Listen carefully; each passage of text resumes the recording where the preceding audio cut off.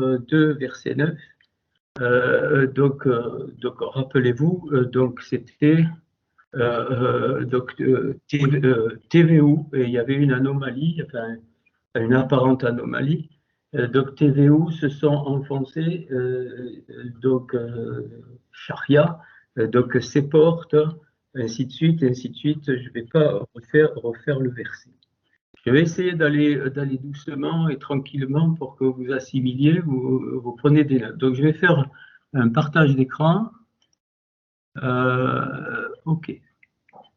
Voilà. Est-ce que vous voyez mon écran? Vous levez la main, vous coupez les micros, vous levez la main. Voilà. Oui, d'accord. OK, super. OK.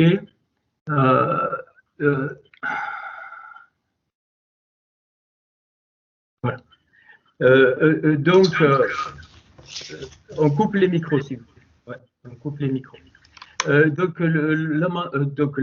Echa, chapitre 2, verset 9, c'est important, je vous avais dit de garder ça en mémoire, donc comporte 17 mots et 70 lettres. Et on avait vu donc la dernière fois la valeur numérique de ce verset. Et quand, vous voyez, le premier mot TVU, donc enfoncé, eh bien, m'apprend quelque chose de profond.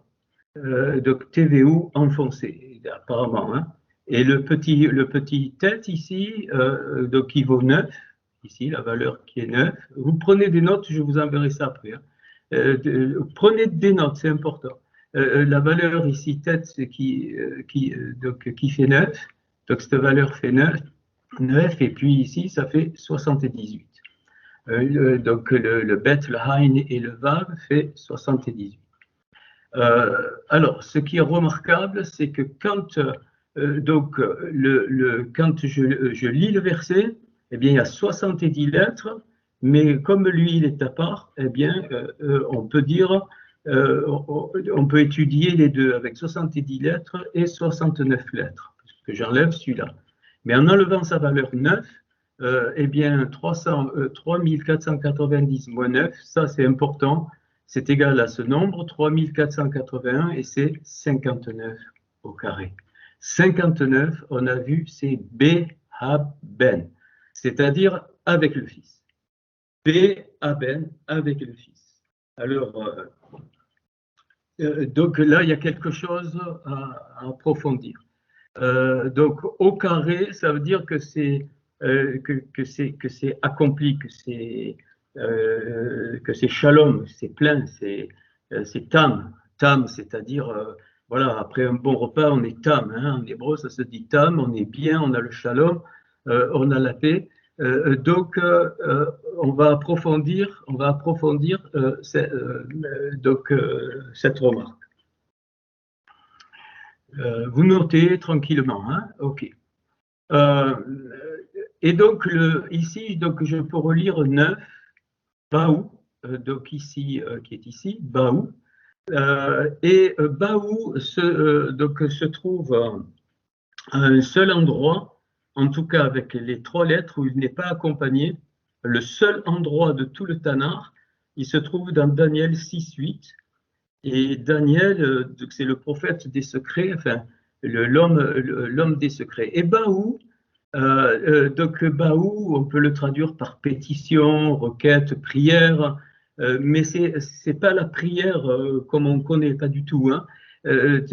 C'est la prière de connexion qui permet de ressentir un secret de Hachem, que Hachem veut livrer. Donc j'ai mis la prière du secret. Et le mot Baou, magnifique, vient d'un mot Besodeia, qui intervient, donc aussi c'est le nom d'un individu qui a participé à la reconstruction du temple, justement, dans Néhémie 3:6, c'est le seul mot qui est là. Donc Baou, même si vous ne le voyez pas, vient de ce mot Besodeia. Et Besodeia, ça veut dire dans le secret de Yah. Vous pouvez voir dans les Strong, hein, Besodeia, dans le secret de Yah. Et là, quelque chose de particulier. Donc le mot Sod, ici, fait pour valeur 70. et nous avons 70 lettres dans ce verset. Béa fait 2 et 15, 17. Et nous avons dans ce verset 17 mots. Donc, il y a quelque chose à chercher. Ça, c'est OK. Puis, donc la somme, la somme de Besoyeda fait 87. 87 comme TVU, qui fait donc 18 et 9, ça fait 87, et Besoyeda, dans le secret de Yah, fait 87. Donc, sont enfoncés, donc le TVU, donc me dit eh bien qu'il y a un secret, enfin qu'il y a un secret, enfin quelque chose à chercher qui est attaché donc à ce mot et à ce verset. Alors j'ai mis en bas de Béa 17, je l'ai replacé, enfin je l'ai répété. Donc ça veut dire avec Yah, et donc Sod, ça veut dire le secret, 70 et 17. Alors on avance un petit peu pour préparer la suite. Et donc le fils, Ben, c'est 52. Alors 59, c'est B-A-Ben, c'est avec le fils. Donc Bet et He, ça fait 7. Donc 7 et 52, ça fait 59. C'est ici B-A-Ben, mais fils tout court, ça se dit 52. Et là, donc la valeur de 52 eh bien, est exactement la valeur de Kevodera, ta gloire. Donc, ce verset de lamentation me porte vers le Fils et me porte vers la gloire de Hachem. Me porte vers le Fils et me porte vers la gloire de Hachem. Évidemment, quand vous lisez le verset, ben, tout ça c'est insoupçonné. Alors en français, c'est même pas la peine, ou dans une autre langue. Mais dans l'hébreu, eh bien, donc on arrive donc à déceler des choses où Hachem veut nous parler. Alors, dans ce verset, Yirmaïou, ou Yirmaïa, on va dire les deux, donc Jérémie, c'est les lamentations, enfin, c'est pas les lamentations, c'est Echa, c'est hélas, hélas. Et donc, il annonce la destruction des deux temples, donc, alors que c'est pour ça qu'ils ont voulu le tuer, parce que ça n'avait pas lieu, tout allait bien, tout était bien, les prêtres ils faisaient leur boulot, mais il y avait beaucoup de corruption, et ainsi de suite. Donc, il annonce donc la destruction du premier temple, qui va faire ressurgir la Torah. Et pour moi, la destruction du deuxième temple après la venue du Mashiach, eh bien, fait surgir la Béchora. Et donc, le troisième temple qui arrive, j'en ai parlé, et donc il va y avoir donc des révélations de la Béchora et de la Torah qui vont surprendre beaucoup de monde. Beaucoup ne vont pas comprendre, ça c'est très clair, beaucoup même de ceux qui sont, et c'est pour ça que notre cœur doit être souple. Alors, moi, je suis étonné du laxisme un petit peu, hein, du laxisme en général, et ce laxisme donc est signe du temps donc on s'approche évidemment de la venue du Mashiach. Alors, quand je dis le Mashiach, bien aimé, je suis obligé avec vous de le répéter parce qu'il y a des choses tellement incrustées en nous, enfin, qu'il faut le répéter. Le Mashiach, c'est pas le Messie, c'est pas le Messie chrétien, hein, c'est pas ça du tout. Hein. Donc, je l'ai développé dans un petit écrit et j'attends, je vous le passerai. Le Mashiach, c'est la substance de la création. Et ça, c'est magnifique de comprendre ça. et donc tout le monde voit le Mashiach comme une personne.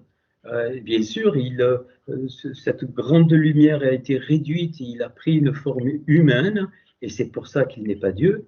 Ça, il faut vraiment que ça rentre, ça. C'est une abomination de dire ça, parce que jamais il s'est proclamé comme tel. Il s'est toujours proclamé comme le Ben Elohim, fils de Dieu. Mais fils de Dieu, ça ne veut pas dire Dieu. Et fils de Dieu, ça ne veut pas dire que Dieu a enfanté. Hein. Dieu n'enfante pas. Hachem, il contient tout et tout. Donc, c'est le principe du fils. Hein, voilà, comme il y a le principe du Père et le principe, je suis obligé de le répéter, et de l'esprit. Hein, comme le soleil. Le soleil nous envoie la chaleur, il nous envoie la lumière, il nous envoie la photosynthèse, mais ces trois choses ne sont pas le soleil. C'est les principes du soleil qui viennent vers nous. Donc, Kavodera, ta gloire, donc c'est le Fils.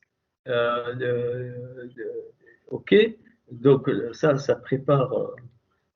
Donc ça prépare la suite. Puis donc le Baou ici, donc cette prière du secret ou cette sensation de ce qu'Hachem veut livrer. Donc c'est comme un élan du cœur vers Hachem. Le Baou fait 78. Et 78, je le ferai pour le vin aussi, d'une autre façon. 78, c'est les rêmes. Les rêmes, c'est une petite parenthèse, le pain. Donc, le pain est lié donc à la gloire. Et donc, je vous en prie, hein, je le ferai un jour, mais ne me sortez pas des choses toutes faites. Et donc, c'est pour ça que Yeshua, il a montré le pain comme une image de lui, et donc, parce que le pain est lié à la gloire. Les rêmes, donc c'est lié donc, à la gloire. Et donc là, j'ai fait une erreur, excusez-moi, c'est pas égal ici. Ça, c'est dans la préparation, tu peux mettre plus. Hein, vous oubliez ce égal ici, donc Ben Kavod. Donc 52 et 26, ça fait 78. Donc le Baou, la prière secrète, c'est le Fils de la gloire. Ben Kavod, et c'est la substance parce que le Vav n'y est pas. Le Kavod, vous voyez, on peut l'écrire avec un Vav quand ça concerne l'être humain, mais quand il n'y a pas le Vav, ça veut dire que c'est vraiment la substance qui sort de Hachem. C'est donc le Kavod, cette gloire. Donc, et je peux le lire aussi, donc la gloire du Fils. Je peux inverser, donc le Fils de la gloire et la gloire du Fils. Donc voilà, ça c'est le Baou. Alors, quand on donc la notion de bain est liée à la gloire. Et je l'ai dit, la gloire on ne touche pas. Personne ne peut posséder la gloire, personne ne peut la prendre. C'est juste Hachem qui l'a fait descendre. Quand cette gloire, on verra le Mishkan, je ne sais pas quand, mais par rapport aux lamentations, le Mishkan, c'est le tabernacle. Quand cette gloire descend entre les deux kéroubines, elle vient d'ailleurs. C'est magnifique. Et donc, elle passe par la Kéter. Et sur le propréciatoire, les deux kéroubines d'or, un a un visage masculin et l'autre a un visage féminin. Donc, vous avez là déjà la notion du fils et de son épouse pour introduire dans la Kéter, au final, eh bien, le corps rassemblé pour manifester, pour manifester son royaume, pour entrer dans son royaume. Quand cette chérina, cette gloire descend, eh bien, c'est impressionnant. Hein. C'est enfin, du moins de ce que j'ai entendu, c'était très impressionnant. Et donc le kéroubine masculin représente la rochma, la sagesse, et le kéroubine féminin représente la bina. c'est-à-dire l'intelligence réalisatrice. Et la Rochma, qui est masculine, entre guillemets, eh bien, je l'ai dit, Yeshua vivait constamment dans la Rochma. Sinon, la mort l'aurait eu. Or, la mort ne pouvait pas le retenir. Donc, Ecclésiaste dit que tout homme qui vit constamment dans la Rochma, il ne peut pas mourir. Or, il n'y a jamais eu un homme comme ça, sauf le Mashiach. Et la Bina, c'est l'épouse. Donc, eh bien, donc elle vit. Elle doit vivre constamment dans la Bina. Mais les deux à part n'ont pas de sens et ne produisent rien du tout. Comme un homme à part et une femme à part ne peuvent rien produire. Donc il faut l'homme et la femme, ils gardent leur identité d'homme et de femme, mais ensemble, donc la Chokhma et la Bina, eh bien, produisent donc la descente de la Shérina, c'est-à-dire donc la présence de Hachem. C'est le tabernacle, le Mishkan, donc est un microcosme, c'est trop beau, c'est un microcosme de la création. Et donc, vous savez, toutes les descriptions qu'il y a, on dirait que c'est des détails. Non, non, non, pas du tout. Tout, les rideaux, les anneaux, les places des choses, tout est un microcosme, donc est une image des mondes supérieurs. Alors, je regarde un petit peu, mais bon, c'est trop. Bon, voilà, je suis obligé de me réduire. Excusez-moi. Donc, on est en train là. Donc de lier donc le Fils, la gloire, et donc cette prière du secret. Et puis alors quand je mets à part le texte, ça veut dire 9. Il y a donc 9 secrets entre guillemets, 9 secrets de gloire. 9 requêtes de secrets de la gloire. Et donc, ça fait 69 lettres. Donc, ici, donc 69 lettres ici. Et 69, eh bien, c'est Gedel Kavod. C'est une expression que Yeshua emploiera. Je suis en train de cacher où je veux vous emmener. Donc, Gedel, c'est l'accroissement de la gloire, Gedel Kavod, donc ça fait 69. Donc, augmentation de la gloire.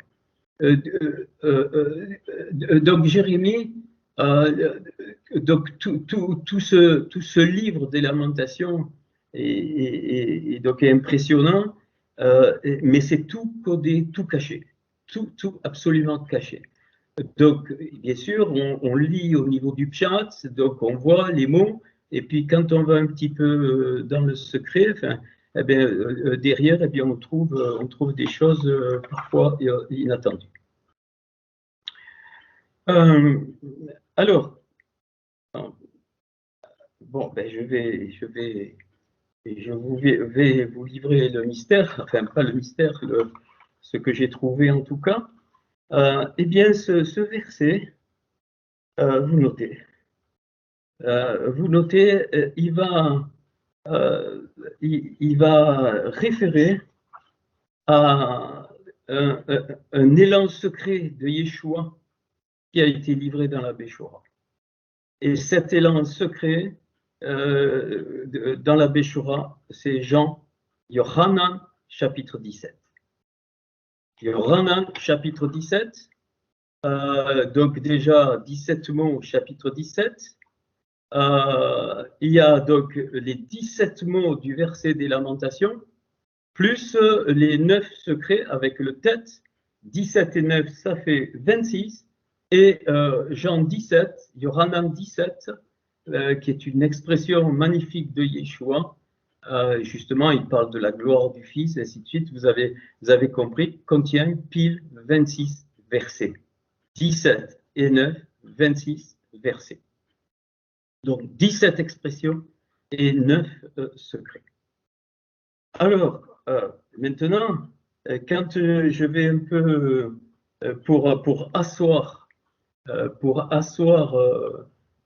cette corrélation, eh bien, j'ai fait une chose, c'est que j'ai rentré Jean chapitre 17 parce qu'on ne les a pas, donc en hébreu, et j'ai bien regardé. Et ce Jean chapitre 17, il est profondément sémite. En grec, ce sont des salades totales. Yohanan était sémite, donc on le sait. Donc voilà. Et donc ce Jean 17, vous notez, contient 26 versets. Donc déjà 26, donc 17, les 17 mots de lamentation de 9, plus le tête en petit, le 9, ça fait 26. OK. Donc 26, c'est la valeur numérique de Yod et Vav et. Donc c'est-à-dire que bien Yod et Vav se dévoilent d'une façon particulière. Puis il y a pile. Alors j'ai contrôlé avec les trois OK et bon c'est un des passages très corrects en hébreu. Pourquoi? Parce qu'il n'y a pas 36 000 façons de traduire ce qui a été dit là. Et ce passage contient pile 400 mots. Et 400, c'est le tav. Le tav, c'est-à-dire la finitude, c'est-à-dire l'accomplissement, c'est fait. Le tav, quand Yeshua dit je suis le Aleph et le tav, je suis donc le Aleph, c'est-à-dire le principe de tout, et le tav, l'accomplissement de tout. Et d'ailleurs, ça donne le mot et, Aleph, tav, qui est intraduisible et qui normalement, quand on le met, par exemple, et hachamaïm, ça veut dire tout le contenu des principes qu'il y a dans les cieux. Voilà ce que ça veut dire être, donc on ne le traduit pas, mais il faut le savoir. OK. Alors,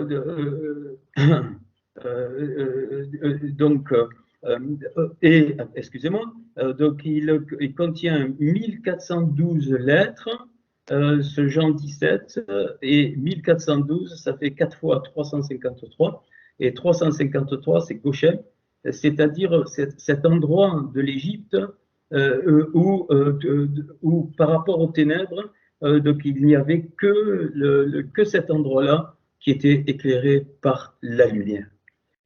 Et donc là, ça nous parle, ça veut dire que Jean 17 est est donné pour exprimer une très très grande lumière, mais pas n'importe où. Pas n'importe où, c'est qu'à Goshen, que cette lumière peut être vue et peut demeurer. Et malgré toutes les ténèbres qu'il y avait en Égypte, Goshen était un lieu de sainteté dans le sens Kedusha, et c'était un lieu où les Hébreux manifestaient la royauté de Hachem, ils manifestaient, ils laissaient la gloire de Hachem malgré que l'Égypte était dans des ténèbres. Bon, après, le 353, il y a d'autres valeurs, mais je vous ai donné que celle-là. Alors maintenant, donc avec mon programme de code que j'ai fait, eh bien, j'ai eu cette idée. Eh bien, qu'est-ce qu'on peut trouver qui fait qu'on peut faire une corrélation entre Jean 17 et Lamentation de 9? Eh bien, déjà, le mot Hecha, donc hélas, eh bien, en code dans Jean 17 sort 27 fois, donc à l'endroit, et 9 fois à l'envers, au total 36. 36 fois le mot Eka, et Eka vaut 36. Vous notez. Vous notez. Eka donc sort 36 fois, 27 fois à l'endroit, donc 27 c'est 3 au cube, c'est-à-dire que cette hélas, le 3 au cube, c'est la reconstruction totale de l'univers, du monde, et à l'envers 9. Donc il y a encore le 9 Eka, qui sortent en code. Et donc le total, ça fait 27 et 9, 36. Et 36, c'est la valeur numérique de Eka, Aleph, Yud, Kaf et He. Puis sort une seule fois le prophète Jérémie, dans Jean 17. Dire Maïou, il sort une seule fois. Et donc, ces lettres, vous les notez, vous irez voir, moi, je n'ai pas eu le temps. Ces lettres s'accrochent dans le verset 1 de Jean 17, le verset 7, le verset 12, le verset 20 et le verset 24. OK? Puis, dans Jean 17, eh bien, Yeshua sort, sans problème, 9 fois à l'endroit. Tiens, 9 fois à l'endroit et 2 fois à l'envers. Mashiach sort une fois à l'endroit, 2 fois à l'envers. Donc, et puis après, pour établir la relation, eh bien, je suis allé dans Lamentation chapitre 2. Donc, Eka chapitre 2. Et là, j'ai cherché quoi? J'ai cherché Yeshua. Dans Lamentation chapitre 2, Yeshua sort 4 fois à l'endroit et 9 fois à l'envers. 9 fois, encore une fois. Mashiach, dans le Lamentation 2, sort 4 fois à l'endroit et 5 fois à l'envers. 5 et 4, ça fait 9 fois. Et donc, et le Fils de la gloire, Ben Kavod, voilà, ou la gloire du Fils, il sort une fois, une seule fois dans Lamentation chapitre 2, et ces lettres s'accrochent, vous irez voir, dans le verset, je vous donne du travail, dans le verset 3, le verset 5, le verset 7, et le verset 9, et le verset 11. Donc, manifestement, bon, j'aurais pu chercher autre chose, mais moi, ça me suffit. Donc, ce n'est pas le hasard, il n'y a pas de hasard, hein, il n'y a aucun hasard, ça n'existe pas, c'est une fumisterie inventée par les êtres humains, mais alors une débilité complète. Donc, Jean 17 et ce Lamentation 2, chapitre 9, eh bien, sont donc liés. OK. Maintenant, donc avant d'aller un peu plus loin, je voudrais qu'on comprenne quelque chose de fondamental.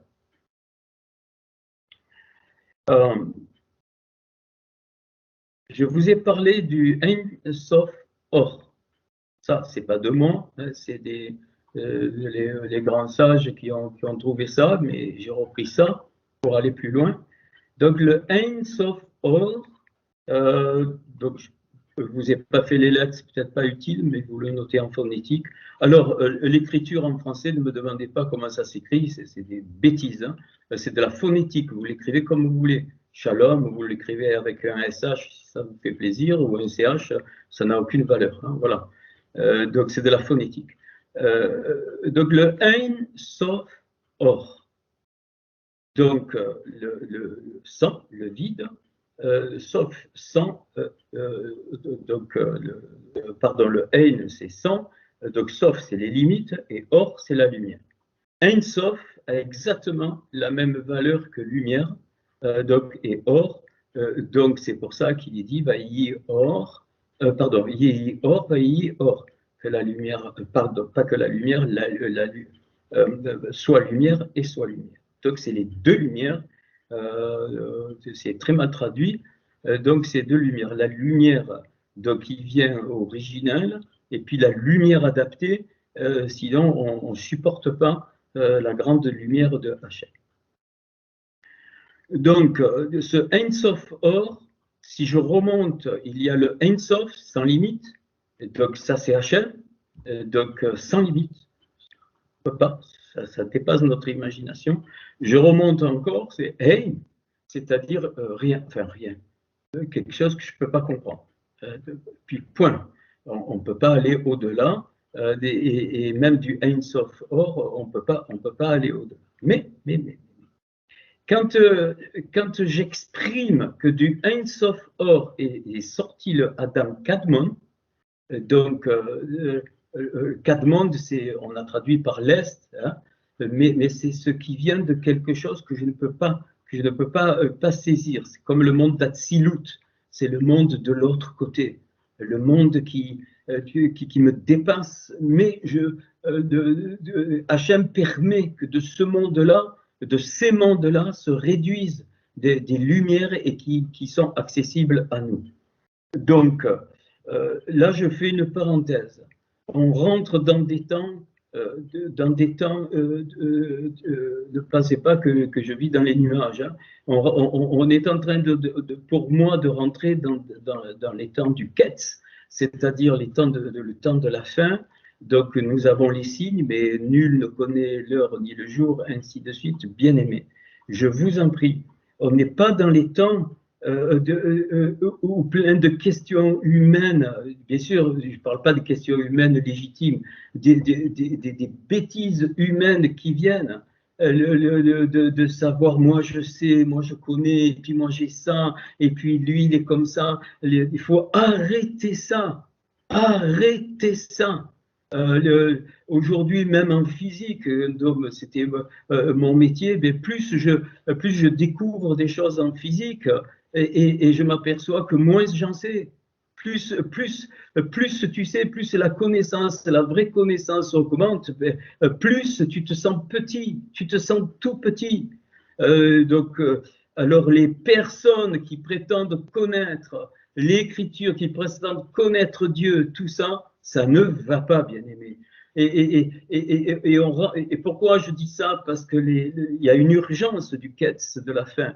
Hein, il y a une urgence, donc la sensation du Mashiach va s'intensifier de plus en plus en nous, avec ceux qui sont connectés, plus le dévoilement du Mashiach va venir, plus il s'approche et plus ça va appuyer. Et c'est pour ça que le Razon, l'Apocalypse, dit que ceux qui se sanctifient encore, et que ceux qui pêchent encore. Ça veut dire quoi? Ça veut dire, c'est pas une condamnation, ça veut dire que les personnes qui n'ont pas compris, hein, donc la connexion avec Hachem, qui ont mis des priorités, je sais pas où, eh bien, elles pêchent encore. C'est pas une condamnation. C'est-à-dire, elles vont vivre dans une poussière marasme, ils vont même se créer une religiosité. Vous savez, les personnes, je suis pas d'accord, mais ils ont aucun argument. Absolument aucun argument. Tout le monde dit sa pensée. Non, non, moi je vous donne des arguments. Je vous donne quasiment des démonstrations de ce que je dis, avec les valeurs. Alors, et on rentrera de plus en plus dans ce quête de la confusion. Comme à Ninive, on ne reconnaîtra pas la droite de la gauche. Et donc, si nous n'avons pas l'humilité, même dans la connaissance, de dire, eh bien, j'avance, je me laisse enseigner, ou j'enseigne quand c'est mon moment, j'écoute. Moi, bon, aujourd'hui, j'ai eu une magnifique journée tout à l'heure, c'était magnifique. Bon, ben voilà. Et donc, et pourquoi on est ensemble? Eh bien, c'est pour se transmettre les uns les autres les couleurs, parce qu'on en aura besoin. Mais si on en est encore, je jalouse un tel, puis moi j'ai reçu, mais qu'est-ce que tu as reçu? Qu'est-ce que tu as que tu n'es reçu? Mais qu'est-ce que tu as? Tu n'as rien, bien-aimé. Je suis obligé de le dire parce que je veux aller plus loin. On n'a rien, on n'est que des canaux. Tu as rien, tu peux l'entendre ça? Même pas matériellement, rien ne t'appartient, tu laisseras tout à un moment donné, même tes vêtements, même ta chair, tes os vont se décomposer, tout, absolument tout, et ton âme part, tout va se décomposer. Même pas ton corps t'appartient, rien. Voilà. Et donc, qu'est-ce que c'est qui a fait que les personnes veulent posséder? Eh bien, c'est la peur de ne pas exister. Et l'homme est comme ça parce qu'il a un voile devant lui, il a le voile du monde, et il pense qu'en possédant les choses, il existe. Mais pas du tout. Tu dis rien.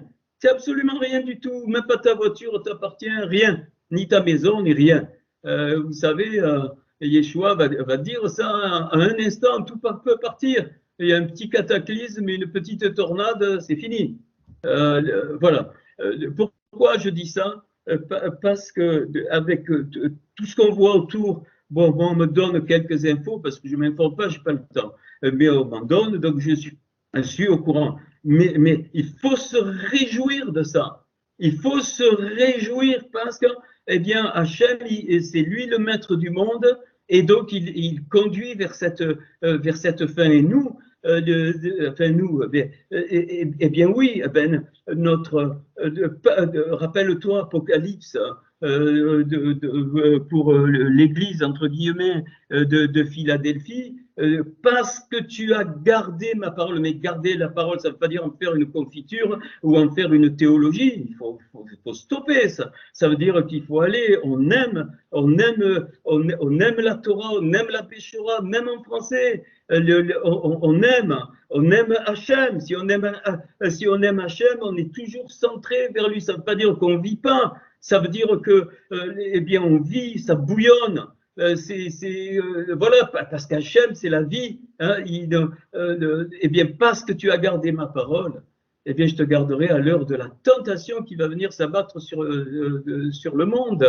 Donc, et le tri va se faire tout seul. Une très, très grande tentation. Et je le maintiens, bien aimé, parce que ça m'est revenu encore, peu importe comment vous me considérez, je maintiens que la majorité de tous les croyants ne vont pas reconnaître Yeshua. Ils ne vont pas le reconnaître parce qu'ils ont été têtus, ils ont leur propre acquis, et ils se permettent, eh bien, ben moi c'est comme ça, ainsi de suite, ainsi de suite. Eh bien non. Donc vous savez le mot Torah en code de 50 dans le Bereshit, donc je vous le montrerai un jour, donc il s'accroche dans le mot théom. Le mot théom qu'on a traduit par abîme, mais c'est positif le théom, c'est enfin, c'est un côté positif et négatif. Théom, ça veut dire profondeur, la profondeur de la Torah, la profondeur des paroles de Yeshua. Nous devons les aimer, nous devons l'aimer, bien sûr. Nous devons vivre avec lui, vivre constamment. Mais il ne va pas te dicter ce que tu dois faire ou pas faire. Ça, c'est le monde chrétien. Oublie ces sornettes. Tu vis et dans ta vie, Yeshua est là. C'est comme la gloire qui descendait entre les deux kéroubines. Il te livre de la rorma, toute la dimension pour toi de l'épouse, bien-aimée. Mais bien-aimé, tu ne sais même pas ce que c'est la grâce, la récède. Tout le monde passe de la grâce, je fais ce que je veux, Dieu me pardonne. Arrête, ça n'existe pas la demande de pardon dans la Torah ni dans la Béchora. Ça n'existe pas. Le vrai pardon, c'est changer la façon de penser. C'est la teshuva, c'est le retour, c'est revenir en arrière. Tu peux demander 100 000 fois pardon, mais si tu ne changes pas, ça ne sert à rien. C'est ça que je veux dire.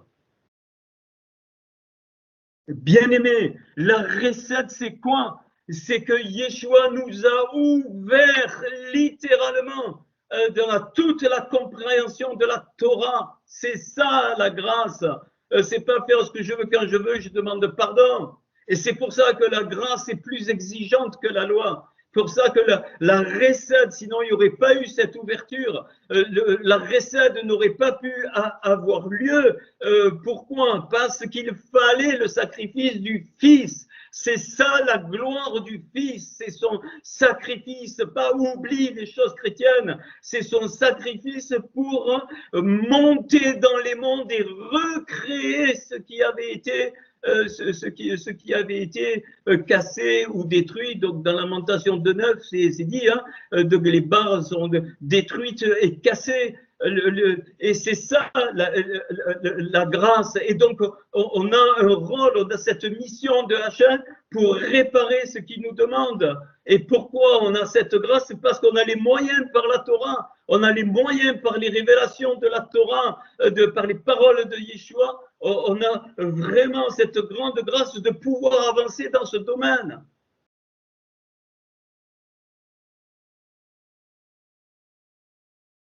Alors, donc le Ein Sof Or, je peux vous donner les valeurs, mais ça ne sert à rien. Ceux qui veulent, eh ben, ils m'envoient un petit mail et je leur enverrai. Et donc, quand je traduis, min, ça veut dire ce qui est extrait, min, d'où ça vient. Donc, ce qui est extrait du Ein Sof Or, de la lumière donc sans limite, donc avant même les mondes, allez, on va dire juste au-dessous de Hachem. Alors, min Ein Sof Or, Adam Kadmon, donc ce qui est sorti de cette lumière infinie, le Adam Kadmon, eh bien, la valeur de cette expression, 749. Notez. Et 749, c'est exactement la valeur de Yeshua HaMashiach. 749. Donc, démonstration que le Adam Kadmon, il s'est réduit. Il ne pouvait pas. C'est impossible. Vous vous rendez compte d'où il sort? Il sort de cette lumière infinie. Et c'est par le Adam Kadmon, c'est pour ça qu'il est dit dans plusieurs écrits qu'il est le principe de la création, qu'avant que le monde soit, il est.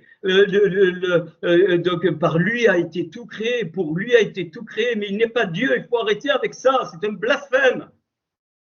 Hachem l'a créé, il a créé le Adam Kadmon qui contient tout, absolument tout. Il contenait tous les principes de la création, et c'est le Adam Kadmon qui a déroulé les mondes, ainsi de suite, ainsi de suite, ainsi de suite, ainsi de suite, évidemment étant connecté donc avec Hachem.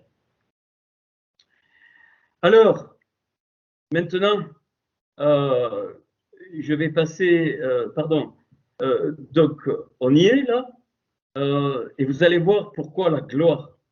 Donc je prends Jean 17, verset 5. Jean 17, verset 5. Yeshua s'exprime et il dit Ha imera abi bekavod asher aya. S'il te plaît, imera avec toi mon père Abi, donc il invoque le principe du père, bekavod, donc dans cette gloire, Asher Aya, que j'avais. Donc ça remonte à toi, mais cette expression fait pile 749. Je répète, donc c'est du mot 3 au mot 8 en hébreu, Jean 17, verset 5, Nahimra, Abi Bekavod Asher Aya. Donc, s'il te plaît, avec toi, mon Père, la gloire que j'avais,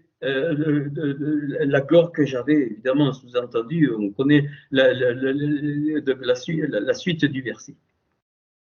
Deuxième phénomène, Jean 17, 21, qui présente la même valeur, 749.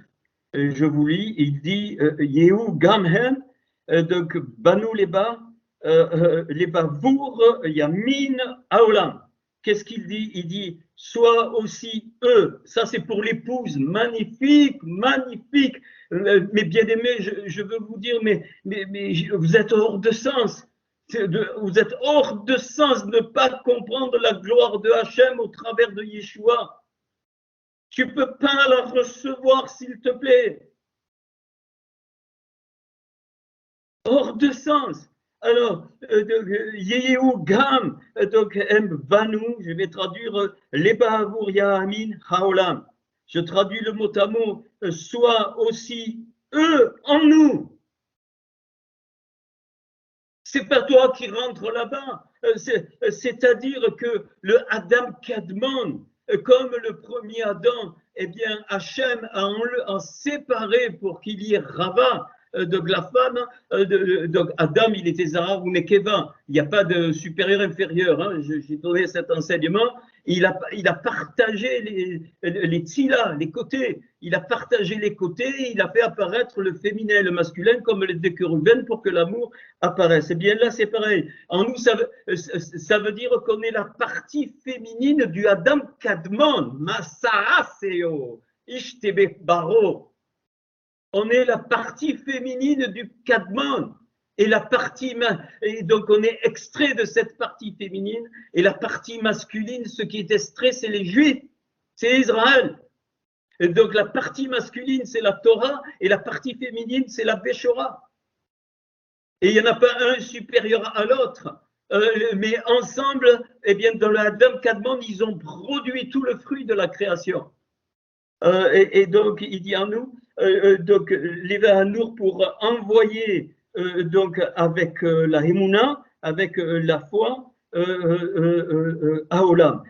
C'est-à-dire qu'il dit que quand l'épouse est manifestée, eh bien, alors le Haolam, c'est-à-dire le monde, eh bien, qui va avoir donc la Emouna, eh bien, va reconnaître qu'il a été envoyé, que le Adam Kadmon a été envoyé. Mais l'image est magnifique.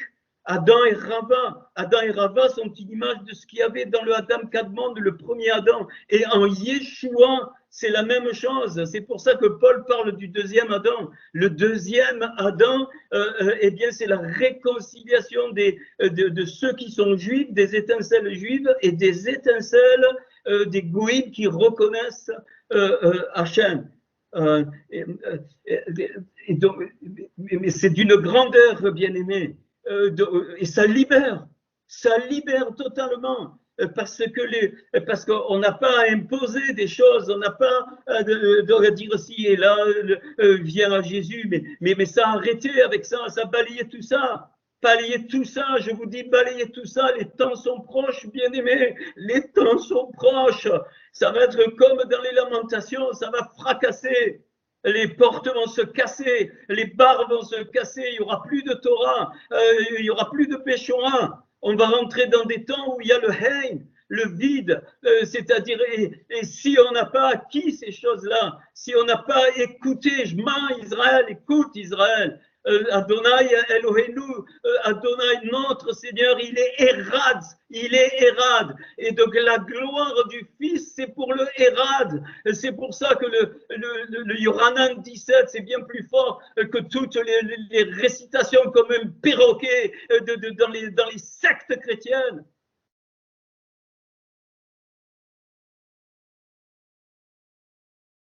Démonstration que l'Adam Kadmon, il est Yeshua Mashiach, et que les versets 5 et verset 21 du chapitre 17 de Yohanan révèlent cette dimension 749, Yeshua Mashiach.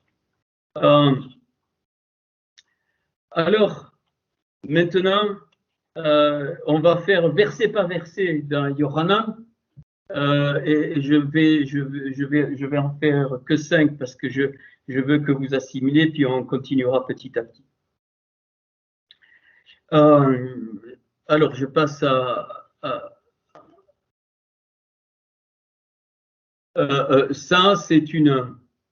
c'est la présentation générale.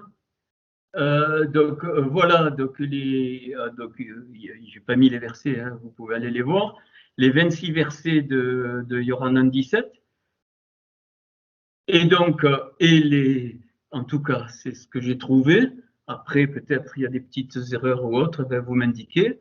Et donc, le texte, c'est les neuf petits secrets, 1, 2, 3, 4, 5, 6, 7, 8, 9, et les 17 restants, eh bien, qui sont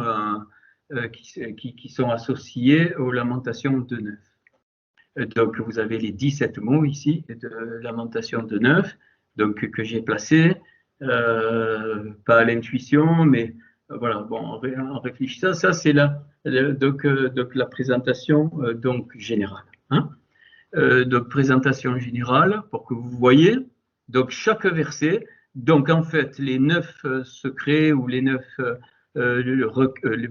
pétitions secrètes, eh bien, vous notez, s'il vous plaît, verset 2, verset 4, verset 6, verset 8, verset 12, verset 14, verset 19, verset 22 et verset 24. Évidemment, on est dans le Kavodera, ta gloire, et donc, et quand Yeshua parle là de la gloire, mais quelle horreur qu'on a entendue, je suis effaré. Quand il parle de la gloire, c'est carrément là, ce Jean 17, eh bien, il révèle. Donc, il révèle sa grandeur du Adam Kadmon.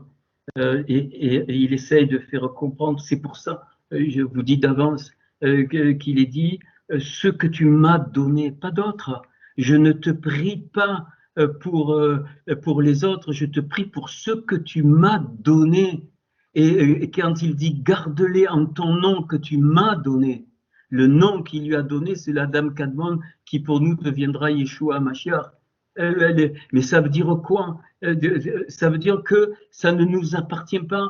Ça démonte le salut chrétien. Ça le démonte totalement. Il dit clairement ce que tu m'as donné, pas d'autre. Ça veut pas dire qu'il y a une préférence. Ça veut dire qu'il y a un plan de Hachem qui fait que ceux qui appartiennent à ceux qui ont été donnés pour reconnaître Yeshua, alors ben c'est cela. Mais les autres, ils ne sont pas condamnés pour autant. Hachem, il ne travaille pas comme nous. Hachem, il a son plan. Et c'est pour ça qu'il y a le Gilgoul, les étincelles qui reviennent, ainsi de suite.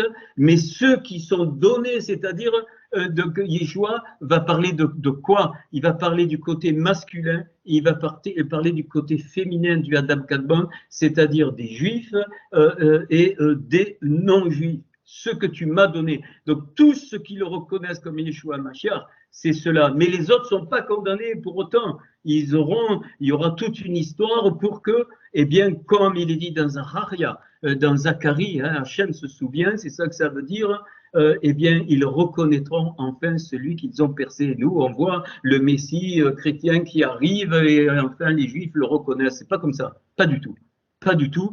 Et Zacharia, je vous l'annonce, j'espère un jour faire une étude, enfin, vous présenter ce que j'ai trouvé dans Zacharia. Zacharia, c'est tout codé. C'est un des petits prophètes où c'est tout codé. Tu ne peux pas comprendre Zacharia si tu ne vas pas un petit peu derrière et chercher. On ne peut pas se contenter dans Zacharia du pshat. C'est pas possible. Le pshat nous apprend des choses. Donc évidemment, il y a toute la description quand il va poser ses pieds sur le mont des Oliviers et tout ça. Mais tout ça, c'est des symboles. C'est pour ça que j'ai appelé la génération des pieds la dernière génération, enfin, qu'on appelle donc la génération des pieds. Donc voilà, ça c'est le global et on va étudier petit à petit, tranquillement, ce qu'on peut apprendre. Alors le verset 1, voilà, j'espère que vous y voyez. Donc le verset 1 de Jean 17, alors je l'ai mis en hébreu parce que j'aime l'hébreu et puis je trouve que c'est mieux. Alors qu'est-ce qu'il est dit? Il est dit het ele, donc tout le contenu de ce qui va suivre. Het ele, et voici, j'ai mis voici, mais tout le contenu, donc d'abord Yeshua, parole de Yeshua. Donc, et qu'est-ce qu'il fait? Il fait, donc, Vaïssa, il se leva. Il n'a pas levé les yeux vers le ciel, pas du tout. Il se leva, donc, il se leva et ses yeux vers le lieu élevé. C'est pas Shamaï, hein? Le mot c'est Marom. Marom, c'est un lieu élevé. C'est-à-dire que prophétiquement, donc, vers les lieux élevés, c'est quoi? C'est les mondes. C'est les mondes de Hachem. Donc, il se lève ou il lève les yeux, ça ne me gêne pas. Donc, il se lève et il embrasse les mondes. Les mondes qu'il sait, il n'est pas passé, il n'a pas encore achevé, mais il annonce. Il dit j'ai achevé l'œuvre un peu plus loin. Mais il annonce et il embrasse la réparation qu'il y aura des 5 mondes. Donc, évidemment par sa dimension. Donc, et il dit donc, alors Abi, vous voyez l'expression que je vous ai dit tout à l'heure, elle est là. Donc, Abi Gedel Kavod, il dit grande gloire. Mon père, c'est grande gloire quoi? Bénéra, ton fils. Alors, on vient de trouver hein, dans le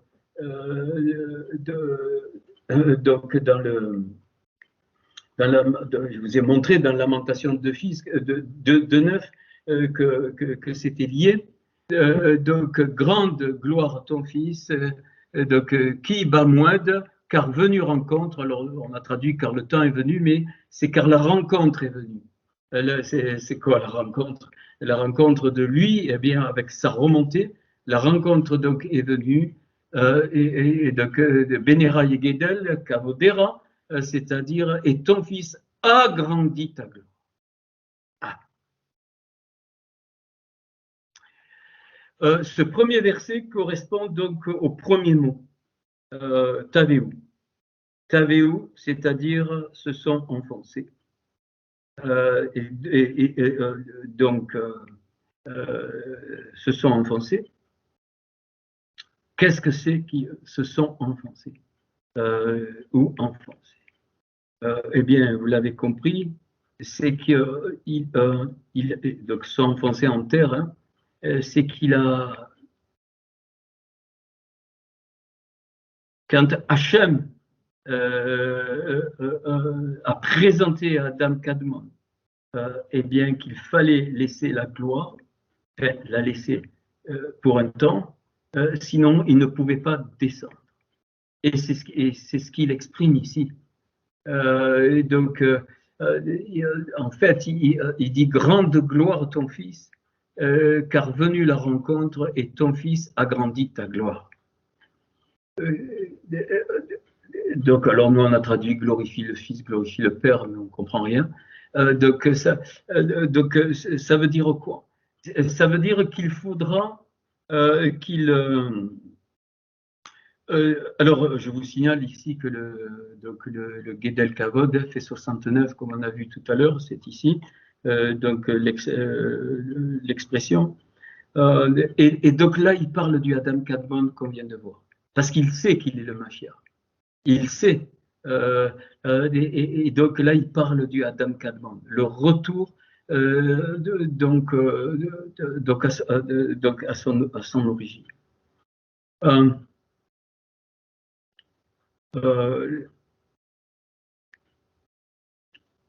Quand il dit donc agrandis ta gloire parce qu'il sait qu'il faudra toute la dimension de cet agrandissement par son ouvrage, par son œuvre, pour toucher les goïms. Ce qu'il faut comprendre, c'est que ce n'était que le début. Donc, il sait qu'il va y avoir la destruction du deuxième temple. Donc, la destruction du deuxième temple, cette deuxième exil va permettre de donner des révélations sur la Torah qui vont devenir la Béchora dans les sens. Malheureusement, comment dire, la distorsion, l'incroyable mensonge que plus tard eh bien, va procéder donc à la falsification du vrai messianisme, à la falsification de qui est Yeshua. Falsification, on en a fait un Dieu, mais c'est incroyable, jusqu'à des sornettes d'icônes, jusqu'à des sornettes de signes. Les gens sont devenus fous avec ça, ils sont devenus complètement idolâtres. C'est ça qui s'est passé. Or, la gloire de Yeshua, c'était quoi? De manifester quoi? Le Mishkan, le tabernacle vivant. Le Mishkan, c'est-à-dire il manifestait l'image du cosmos, l'image de la création. Il est en train de dire, là, par ça, quand il parle du Fils, il est en train de dire, mais je suis le principe de la création. Il le dit caché, évidemment. Je suis le principe, je ne suis pas autre chose. Et donc, j'étais le Adam Kadmon qui a tout créé. Vous êtes sortis de moi. C'est moi qui a donné tout ça. Et donc, c'est pour ça qu'il nous invite donc, à retourner. Alors, j'aimerais que vous rentriez dans cette dimension, je ne sais pas comment, mais dans cette dimension où toutes les clipotes, toutes les écorces, tous les bouchons, ils pètent. Ça veut dire que je suis sorti de lui, je suis sorti de lui, je suis de lui, par lui et pour lui. Je l'ai dit la dernière fois, la vie n'a aucun sens si je ne comprends pas que je suis descendu pour servir Hachem. Que je suis descendu bien, pour me reconnecter à lui, pour réparer le monde comme lui, il l'a réparé. Quand il a fait son ouvrage, on le verra plus loin, ça veut dire il a donné toutes les clés de la réparation. C'est pour ça qu'il parle à un moment donné je te donnerai les clés du royaume. C'est ça, c'est les clés de la réparation. C'est-à-dire, il n'a pas tout fait, puis on s'assoit derrière sur une chaise, mais c'est complètement à la masse ce truc-là. Non, il a donné tout, il a ouvert le monde pour que il a ouvert cette gloire, cette dimension de la gloire réduite par le Fils, eh bien, donc à tous les goûts. Et si vous constatez bien, c'est à partir de là que, après, au cours des siècles, le développement scientifique a eu lieu, le développement de la médecine a eu lieu. Tous les développements, toute la brara, la bénédiction que Yeshua, dans sa gloire, a apporté, personne ne l'a vu, mais avant sa venue, c'était le monde des guerres, enfin aujourd'hui aussi, mais ce que je veux dire, c'est, bon, il y avait très peu de science, très peu d'hygiène, de choses comme ça, et si vous regardez bien, c'est à partir de l'ère de Yeshua, et bien que les choses sont développées jusqu'au siècle des Lumières et jusqu'à aujourd'hui. C'est parce qu'il est le Adam Kadmon et qu'il a dispensé cette gloire sur ceux qui auraient la émouna pour lui et qui auraient la émouna dans le fait que c'est le Adam Kadmon envoyé. On va prendre le verset 2. Alors le verset 2, ça fait partie celle-là, c'est une prière secrète. Ce verset 2, c'est la première. Donc il dit selon que, alors, donc Kehacherata Tamishelu, donc Bechol Bachar la tête Raye, Olam, l'école. Natata, excusez-moi, l'eau, je suis un peu fatigué, mais c'est pas grave. Selon que toi, selon que toi donné pouvoir à lui, avec toute chair, ça veut dire donc sur toute chair, si vous voulez, pour donner donc la vie donc éternelle. Et remarquable. La vie éternelle ici, elle a rayé Olam, si tu fais la somme, ça fait 174. 174, 2 fois 87. Donc 2 fois Tavéou. 87, et on a vu, donc c'est lié, c'est lié au premier mot. Et donc 2 fois. Pourquoi 2 fois? C'est parce que donc, la gloire initiale qui n'a pas été touchée, eh bien, Yeshua donc, l'a fait descendre une partie pour la répandre, c'est la deuxième gloire. C'est juste une petite parenthèse pour tout que donner pour lui. Ok. Donc, on connaît, tu peux le lire en français hein, si ça peut t'éclairer. Et, ici, la requête secrète pour moi, hein, donc pouvoir sur toute chair, c'est-à-dire que lui, le principe de la création, forcément le pouvoir, mais là il le manifeste. Il le manifeste et le but c'est que eh bien, il y ait la vie éternelle. Et cette vie éternelle est une dimension que l'homme peut capter de son vivant, même s'il est mortel. On ne devient pas éternel puisqu'on meurt, hein, et notre âme part. Mais la vie éternelle, ça veut dire quoi? Ça veut dire que Hachem ne nous lâchera pas. C'est-à-dire que c'est pas éternel dans le sens c'est fini, maintenant je suis dans l'éternité. C'est pas du tout dans ce sens. Le Rayé Olam, c'est dans le sens que eh bien, la vie ne s'arrêtera pas Et si je dois revenir pour plusieurs réparations, il faudra autant de réparations que Hachem l'estime nécessaire. Et au bout du compte, quand la réparation est finie, à la résurrection des morts de tout le monde, alors là, eh bien, on rentre évidemment dans l'éternité. Mais c'est un des secrets de ça, c'est, allez, j'y vais, le trône de Satan.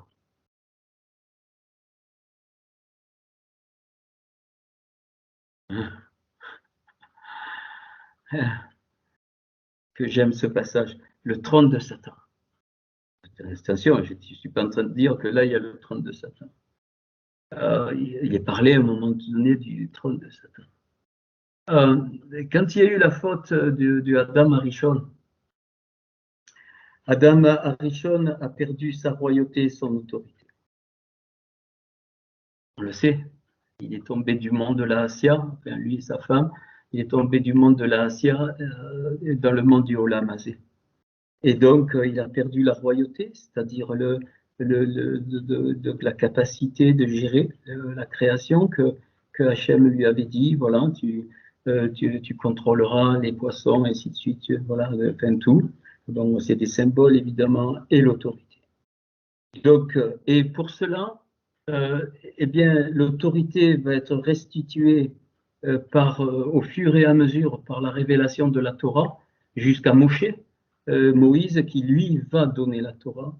Et la royauté va être, bon, il y a eu David et c'est pas pour rien que Yeshua est fils de David. Et la royauté va être restaurée par la Béchora, par la révélation du Mashiach, du moins ceux qui l'acceptent.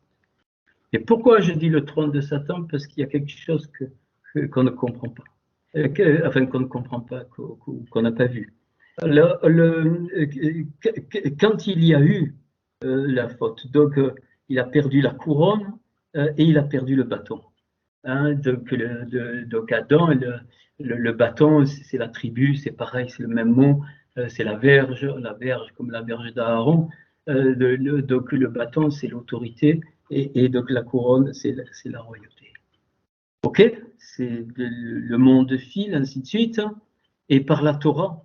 Donc évidemment, eh bien, il y a des prémices, hein, il y a des prémices d'autorité, ainsi de suite. Et il y aura toute la lignée des rois pour dévoiler la royauté, mais ça, on sait tous les problèmes, jusqu'à Yeshua, le Mashiach.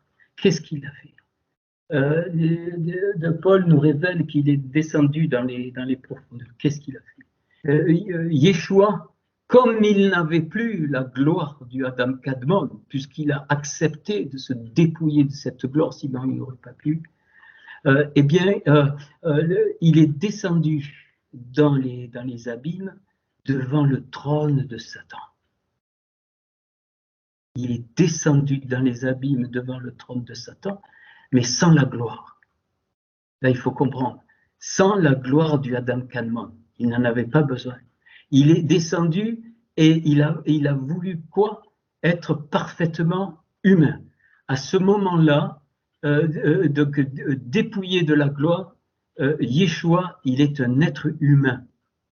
Et bien sûr, qui va être, la mort ne pouvait pas le retenir, mais comprenez, c'est-à-dire que sa neshama était connectée donc à Hachem constamment, hein, constamment, sa neshama était connectée. Mais là, il se présente devant le trône de Satan. Pourquoi? Comme ça, dans cette dimension, parce qu'il est écrit que le serpent va te viser au talon, mais toi, tu lui écraseras la tête, en parlant à la femme. Et la femme, elle a accepté, Marie a accepté de réduire la lumière pour que la dimension de Yeshua Mashiach vienne au milieu des hommes au travers de Yeshua. Et là, il va revenir comme dans l'état de Ève. Il va prendre son talon et il va lui écraser. Il va littéralement, donc, Yeshua va écraser. C'est pour ça qu'il est dit, tu marcheras sur les scorpions et les serpents et les scorpions. Donc, il va l'écraser en tant qu'homme, bien-aimé. Que j'aime en tant qu'être humain. Alors, vos trucs, spi ou je sais pas quoi, ok, et qu'est-ce qu'il fait là? Il lui prend le bâton d'autorité et il lui renverse la couronne.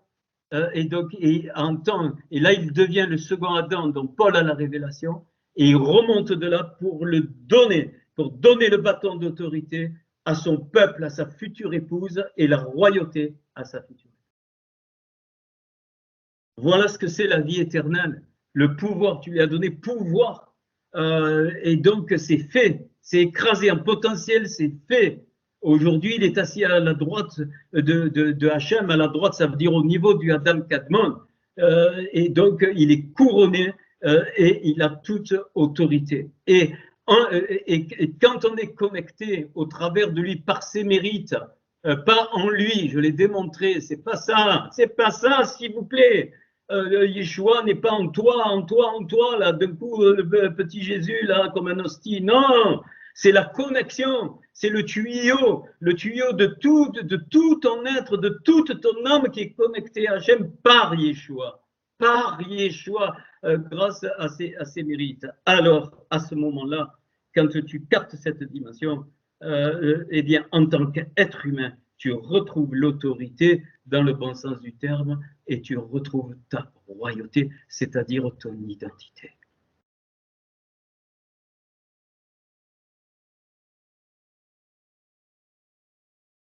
Voilà ce petit secret. Là, petite lumière. Et ok, on passe au verset 3. Donc le verset 3, alors qui correspond, le verset 3, vous verrez le tableau de tout à l'heure général, qui correspond à Sharia, la porte de Yah. Sharia, la porte de Yah, ben, qu'est-ce qu'il est dit? Bon, le retourne. Donc il est dit, donc, marié au lam Asher, et quoi la vie éternelle? C'est-à-dire, qu'est-ce que la vie éternelle? Et bien, là, il dit, Yédé ou au terrain. Et donc, c'est que connaissent avec toi, car, donc, Ata, toi seul, Dieu de vérité. Toi seul est le Dieu de vérité. On ne peut pas revenir là-dessus. Donc, il n'y en a rien d'autre. Rien d'autre. Donc, elle émet, donc le Dieu de vérité. Donc, et quoi?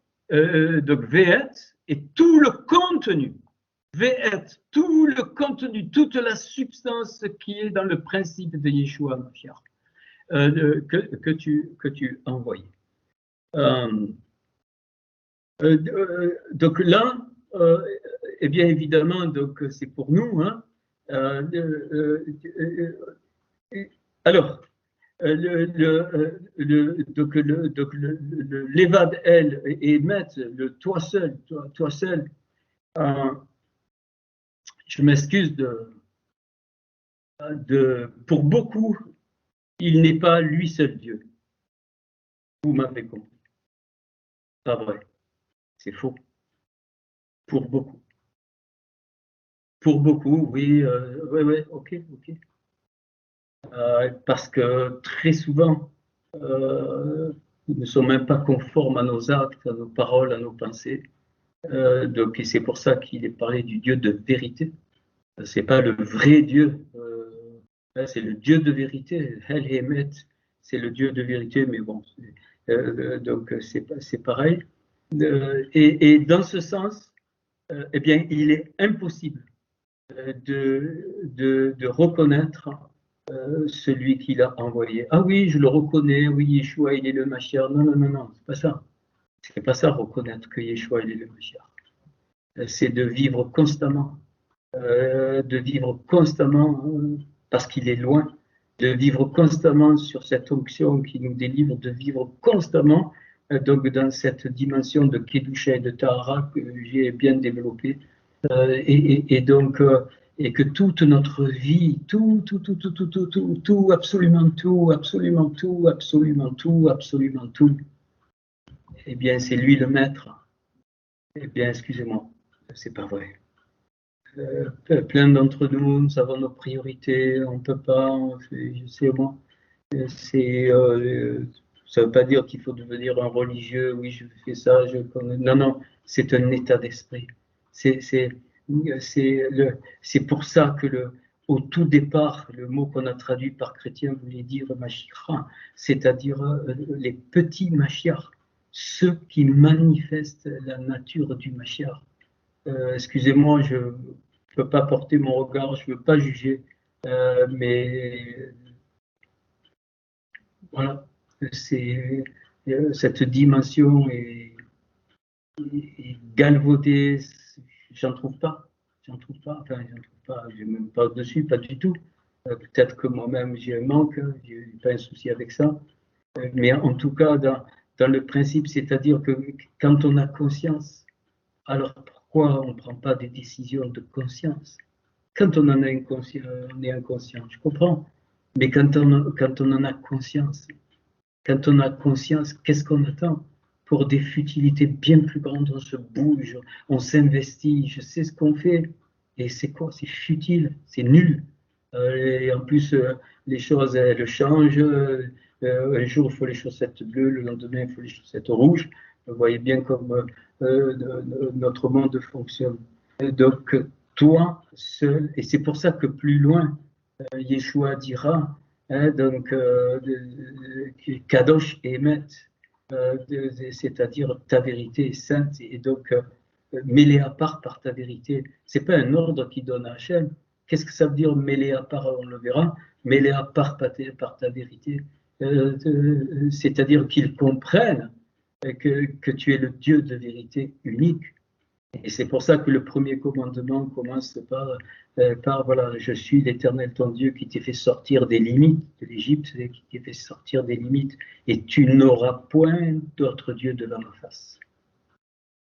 Tu n'auras point d'autre Dieu devant ma face. Jérémie reprend ça d'une autre façon quand il parle des harlotes, c'est-à-dire des prépuces. Il dit coupez les prépuces de votre cœur. Coupez les prépuces de votre cœur. Il ne dit pas de votre corps, il dit de votre cœur. Eh bien, c'est la même dimension. Le verset 4, donc le verset 4, alors c'est deuxième petite requête de secret. Donc, et c'est là qu'il dit donc et kavodera gedaliti de bearetz keliti donc et amelacha donc asher natata li leasata. Qu'est-ce qu'il dit? Et ta gloire je l'ai nourrie. Gedaliti, c'est pareil que gadol, je l'ai étendu, je l'ai nourri où? Dans terre.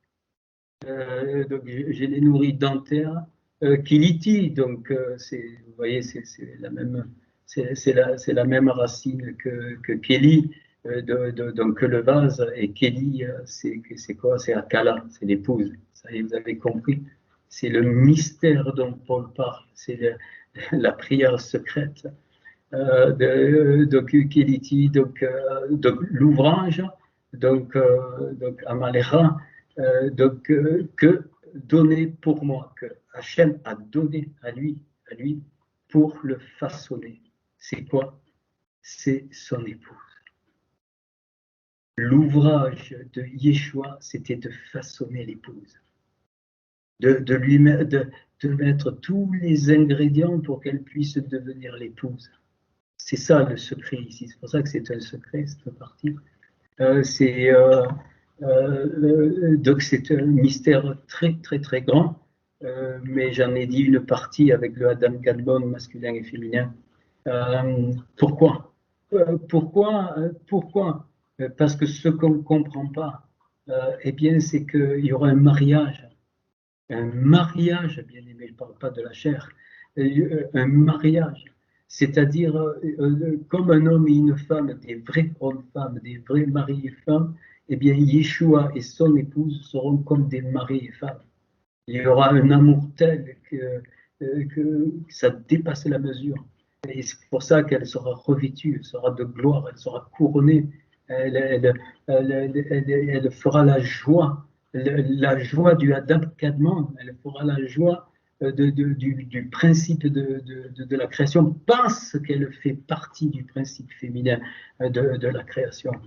Bien-aimé, c'est pas gratuit que tu es descendu, que ton étincelle est descendue. Tu crois que c'est mais non, tu es descendu pour, en tout cas, puisque tu es là, eh bien pour être un morceau, un membre de cette épouse. Et quand je dis membre de cette épouse, je suis formel. Pourquoi? Parce qu'il est dit que Paul nous révèle que, eh bien, que les maris doivent aimer leurs femmes comme Christ a aimé l'Église, enfin comme le Mashiach a aimé la Kohéla. Et pourquoi? Parce qu'il dit que la femme, c'est sa propre chair. Et il faut comprendre. Donc nous sommes la propre chair, je vais dire comme ça, l'os des os, la chair de la chair du Adam Kadmon. Donc chaque fois que par toute notre vie, on refuse cette dimension de l'épouse, du moins la dynamique vers l'épouse, alors on lui fait mal. Comme quand une femme fait des choses qui font mal à son mari et vice-versa, évidemment. Donc le mari peut faire mal à sa femme, mais Yeshua, lui, c'est la perfection même, et donc il fera pas mal à son épouse. Et c'est pour ça qu'il sera sévère. Vous savez, j'en ai marre, d'entendre, enfin d'entendre, j'entends rien, mais d'avoir des consonances, Dieu est amour, c'est cuit, les petits oiseaux, ben c'est faux. C'est archi faux. À un moment donné, eh bien, on peut vivre la sévérité. Pourquoi? Parce qu'on en a besoin, parce qu'il y a des personnes qui se réveillent qu'avec la sévérité. Et c'est pas pour rien que Yeshua, à un moment donné, vous croyez que quand il est rentré dans le temple et qu'il a fouetté de tous les côtés, il a mis du miel, il a dit, je vais vous donner une parole dans la douceur, s'il vous plaît, acceptez ma forme. Non, il a dit, dehors, dehors, il les a giclés, il a renversé les tables, voilà, et donc, et c'est une grâce, parce que la correction de Hachem, c'est pour que nous participions à ce secret de l'épouse. Et c'est pour ça que la création est toute basée sur le plus, le moins, sur la dualité, hein, tout est basé là-dessus, ça vient de là. Donc il dit, j'aime beaucoup ce mot, donc l'ouvrage à Mélach, d'ailleurs qui est saint, qui fait mon messager, c'est mon messager qui va façonner l'ouvrage, mais à condition que l'ouvrage se laisse façonner comme le potier, hein, comme le pot et le potier. Et donc les asata, donc les asata, vous voyez ici, il y a la racine du monde de la Asya, c'est-à-dire pour la rendre apte à rentrer dans le monde de la Asya, là où il y avait le Gan Eden, le jardin d'Éden, donc et Éden, c'est-à-dire avant la chute. Les asata, pour la façonner, pour qu'elle devienne conforme, donc là où elle était, hein, avant la chute. Et je vais terminer par le verset 5. Le verset 5 de Goveata, et maintenant, il dit Kabedeni. Bon, on a traduit par glorifie, mais c'est honore-moi, s'il te plaît. Donc, il dit honore-moi, s'il te plaît, avec toi, mon Père, avec gloire, que avait pour moi, avec toi, avant la formation des cieux et de la terre. Là, il déclare littéralement qu'il est le Adam Kadmon. La gloire que j'avais pour moi, donc, que Hachem lui a donné, avec toi, hein, avant formation des cieux et de la terre. Alors ça ne correspond pas à un petit secret, mais réfléchis à ce passage. Donc, avant la formation des cieux et de la terre, la démonstration même que le Adam Kadmon, il est le principe de tout. Donc, voilà. Alors là, je pourrais m'étendre un petit peu sur honore-moi. Donc,